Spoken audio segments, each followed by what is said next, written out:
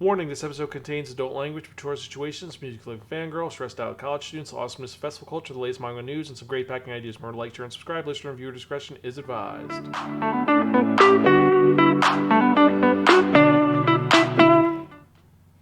Hello and welcome to another episode of the Spiraken Manga Review. I'm your host Zen, saying konnichiwa, aloha, bonjour, and what's up? Hope you're doing well out there in internet land. Hope you're excited for another fun-filled episode of this awesome podcast you can find at www.spiraken.com. We're also on Facebook, Twitter, Instagram, Spotify, YouTube, and various other social media sites.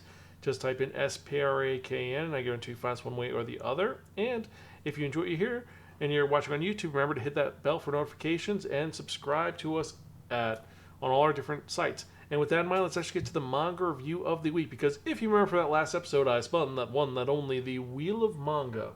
And it dictated on to be that reviewing a very unique manga. A manga, well, let's get to it. That was written by a very unique individual. We're talking about Kanato Oka. And it was published by Kanato Oka, meaning it was released over here by Yen Press. Its original run was 2018 to 2019. It was released in Comic IT magazine. There are 5 volumes in total. The series is complete. It is a seinen series, shonen series, that is known simply as a comedy shonen slice of life series. That's original name was Days on Fez, or as we know it over here, it is the manga known as Days on Fez. Fez being short for festival. And this is a pretty intriguing manga that tells the story of a young girl by the name of Kanata Sora. And Kanata is a girl who is just living life. She's a high school student and she isn't doing much until one day when her best friend, Otoho Yamana, decides to say, hey, do you want to hang out? There's a really cool festival this weekend that I want to go to. Do you want to come with me? It's a music festival out in nowhere. It's called Meteor Rock Tokyo 2018. You want to come? And Kanata's like, nah, I don't really want to do that. That's not my scene at all. She's not really into music or whatnot until Otoha says, well, you know your favorite band is there. Whoa, what? Because Kanata is a fan of the band Days on Youth, and they're a band that she listens to all their albums, and it has gotten her through some tough times. And now the fact that she could actually see them live, it has perked her interest. So she's decided to go with her friend to her first music festival, and this is the story of her going to her first music festival.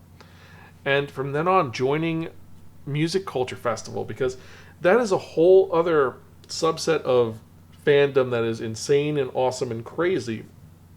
Because if you've gone to cons, you know how it is. It's a whole other vibe of life, and that's what this is. This is someone being introduced into this world of fandom that she's never known before, and her finding out that she loves it and learning about all the ins and outs about it. For example, the fact that you have to have a specific type of clothing you wear when you go to a music festival, things you need to bring, as well as just events that you occur and just little things that you'd never would have expected to happening. And that's what the story is about. It's about these two friends who are going to con festivals or music festivals. But that's not the only thing this is about, because we also have Otaha's brother, her big brother, Gaku Yamana, who is also a music head. He loves music and he loves going to festivals. He's also the owner of a cafe called Cafe Gaku. And he goes to different festivals with his friend and employee, Ritsuru Umino, who is very sad about life. He's stressed out and not in a great place. But the one thing that he does love is he loves listening to music, going to indie festivals, and just having fun.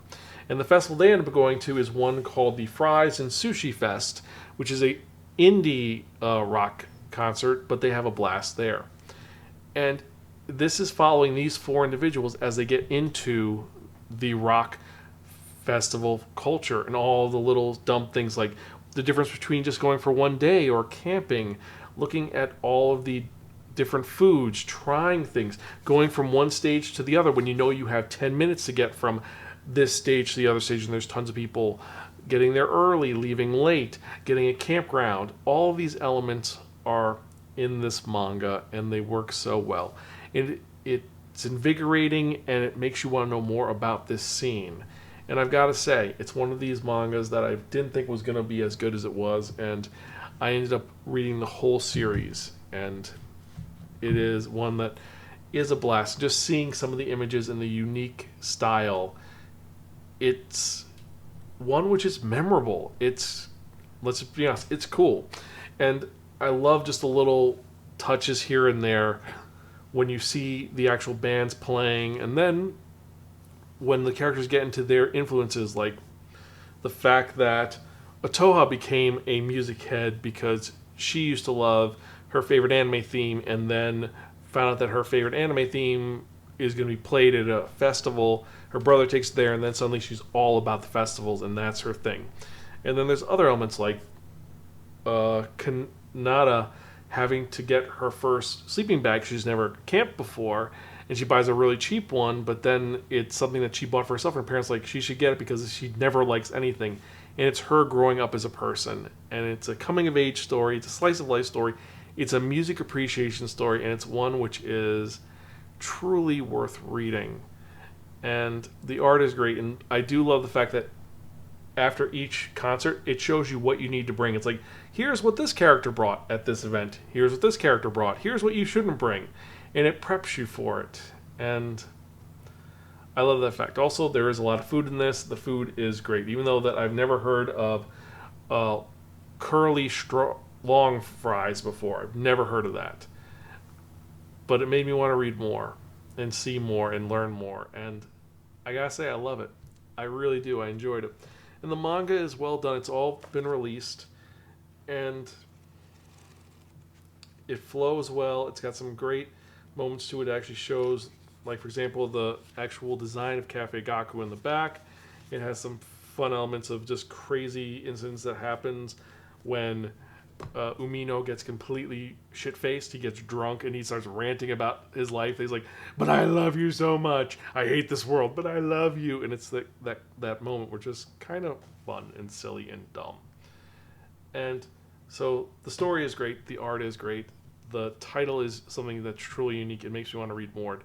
So for that reason, I have to give Days on Fez by Kanato Oka our highest rating of really, really cool. Read this now. This is a manga that is truly unique and fun. And if you ever have gone to a con, or if you've ever gone to somewhere really cool, a music festival, a concert, whatever, you will appreciate this. Even if you're in the anime manga culture, being a nerd about something, this will impact you, will make you want to know more. I guarantee it. I highly recommend this, and it is one of probably my favorite mangas I've read in a while. I was going to give some of the mangas I picked up away at Otakon, which is coming up soon. But you know what? This one I'm keeping because I do like this one. So with that in mind, let's actually get to the manga releases of the week, because we've got a lot of manga releases this week. So let's get to it, shall we? So for this week, actually for the last 2 weeks, because it has been 2 weeks since we've released an episode, we have tons of stuff this week. Now, starting off with, for this week, which was the 7th of June, well, that was last week, we have Attack on Titan Omnibus number 11, that is volumes 31 to 32. We have Ayashiman, volume 2. Chilling in Another World with Level 2 Super Cheat Powers, volume 6. Dragon Ball Super, volume 18. Free Life Fantasy Online Immortal Princess, volume 4. Futari Escape, volume 3. Grand Blue Dreaming, volume 19. Grandmaster of Demonic Cultivation Muda Zushi, the manga, manhwa, volume 2. I'm Kinda Chubby and I'm Your Hero, volume 2. Imakoi, Now I'm in Love, volume 6. In the Clear Moonlight Dusk, volume 4. Lovesick Ellie, volume 10. Mashle Might and Magic, volume 12. Mashoko Tensei, Jobless Reincarnation, the light novel, volume 22. My Clueless First Friend, volume 2. Orient, volume 15. Quality Reassurance in Another World, Volume 2. There you go. Rainbow Days, Volume 4. Raven of the Inner Palace, the light novel, Volume 2. Sakamoto Days, Volume 8. Snow White with the Red Hair, Volume 25. The two of them are pretty much like this, Volume 3. To Every You I've Loved Before, light novel, and To Me, the One I've Loved, Who Loved You, the light novel. Now these two are interesting because they were released the same day. The anime had two different versions that were released the same day. This is dealing with parallel worlds and situations that happen, and each one's from a different perspective. And this is something that's actually an intriguing concept that I have to say is something I'm really looking forward to checking out. But anyway, digress. Next we have Yakuza Reincarnation Volume 6. Yokai Cats Volume 4. You Like Me Not My Daughter Volume 3. And Yuna and the Haunted Hot Springs Volume 24. And that was what came out last week. And then this week what came out was A Certain Magical Index, the Old Testament Omnibus Edition. Now this is a $400 edition with a lock. And it looks really nice. Also there is a felt bookmark. So definitely worth getting if you have the disposable income or if you're a collector for it. But anyway, what else came out this week? We had Call of the Night Volume 12, Even Though We're Adults Volume 6, Failure Frame, I Became the Strongest and Annihilated Everyone with Low-Level Spells, the light novel Volume 7, His Majesty the Demon King's Housekeeper Volume 4, How Heavy Are the Dumbbells You Lift Volume 12, Kageki Shoujo Volume 9, Komi Can't Communicate Volume 25. I believe this is the one where she finally asks him out. My Isekai Life Volume 7. Last Gender Volume 3. Then Prophecy, the Omnibus Edition. Now, for those of you who don't remember, I reviewed this all the way back in 2009 when it was released by Vertical. This is an insane manga about a bunch of guys who prophesize real events that happen, and it gets really crazy. It is one of the weirdest mangas I've ever owned, and one which I was surprised got a re-release, but this one, if you haven't checked it out, it is worth checking out. Anyway, I digress. Next. Qualia the Purple, the Complete Manga Collection. This is a one-shot omnibus. Rent a Girlfriend, Volume 19. Saving 8,000 or 80,000 gold in Another World for My Retirement, Volume 1. The Eccentric Doctor of the Moon Kingdom, Volume 2. Seven Deadly Sins, Omnibus 10, which is volumes 28 to 30. The Summer You Were There, Volume 3. The Tunnel to Summer, The Exit of Goodbyes, Ultramarine, Volume 4. Vivi Prototype, the light novel, Volume 4. Welcome to Demon School, Iramakun, Volume 2. Who Wants to Marry a Billionaire, Volume 5. Wolverine Shink, X Gender, Volume 2. Yakuza Lovers, Volume 9. And last and certainly not least, Yashahime, Princess Half Demon, Volume 3. And so out of the 53 mangas that were released over the last 2 weeks, as usual, I got my top 5 for the week, and here are the ones that I say are the best ones of the last 2 weeks. If you agree with me, let me know. If you disagree with me or have other ones, let me know your thoughts. But my top 5 for this week was A Certain Magical Index, Old Testament Omnibus. It's a nice edition, it looks amazing, and it would go well with my Spice and Wolf collection. Anyway, I digress. Komi Can't Communicate, Volume 25. Like I said, this is a Hallmark volume where this is where I believe she finally confesses her love for our main character. You have the Prophecy Omnibus. You have To Everyone I've Ever Loved Before, and To Me, the One Who's Loved You, as the other one. These two are entwined, and they are something which has intrigued me and makes me want to read more. But if you disagree with me, let me know. Email me at zanspiraken.com or tweet me at Spiraken. Let me know your thoughts. And with that in mind, let's actually get to something else that's kind of important to me, and that is, well, you guys. I'd like to thank each and every one of you who sent me an email or comment or subscribed. To all my Patreon members, all my subscribers, thank you. Every comment and message I get, every email I get, gives me more motivation to keep doing this podcast. I love doing this. I'm going to keep doing this till I'm an old man who has to read manga with thick glasses. And I love doing it, and thank you so much. I appreciate each and every one of you. And if you'd like to support us some more, Remember, check out our Patreon at patreon.com/Spiraken. Help us create more fun content for you to enjoy.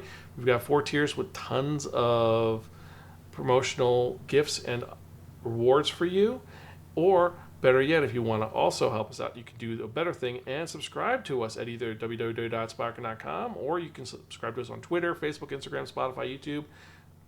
Anywhere, just look for Spiraken and subscribe. And support us, send us out. And if you see me in a con, say hi. If you check out my Instagram and you see I'm at somewhere, hey, just give me a shout out. But I think that's it for this episode. Nothing else is really going on. I'm prepping for some events. I think I only have one panel at Otakon. We're going to see what happens. But so with that in mind, let's get to that part you've all been waiting for. And what are we talking about? We're talking about that one, that only, the Wheel of Manga! Yes, friends, the Wheel of Manga, except no substitute. Now, what is the Wheel of Manga? The Wheel of Manga is a Wheel of Fortune with 10 slots on it. And what I've done is I've assigned a manga title to each of the 10 slots. So we're going to spin the Wheel of Manga. Whatever number it lands on, the manga that's in that spot is what I'm going to review in the next episode of the Spiraken Manga Review, episode 510. And can you believe it? 510 episodes. It has been a while, but it's going to be awesome, and I'm excited to see what we're going to review in the next episode. So let's spin it, shall we?